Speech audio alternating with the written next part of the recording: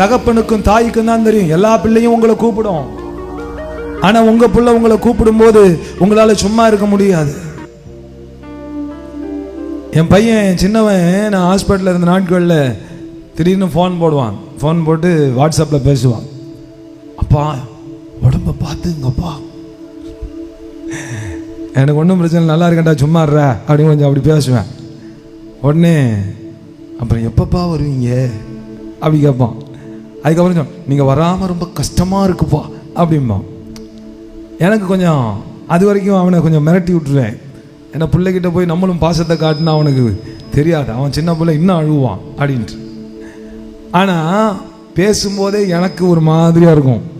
எப்போ போய் பிள்ளைகளை பார்க்குறது, விசுவாச பிள்ளைகளை பார்க்குறது, எல்லாரையும் எப்போ பார்க்குறது அப்படின்னு ஒரு மாதிரி. ஏன்னா அது அப்பாவுக்கு இருக்கிற ஒரு குணம்.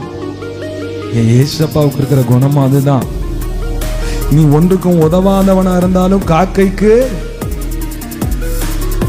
உன் புள்ள பெருசா சம்பாதிக்கலனாலும் உன் புள்ள என்ன பண்ண மாட்டே, நீ விட்டு கொடுக்க மாட்டேல்ல.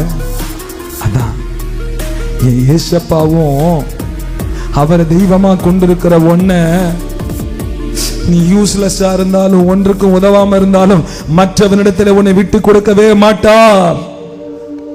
அதனால்தான் தாவீது சொல்ற, என் கர்த்தர் எனக்காக யாவையும் செய்து முடிப்பார்.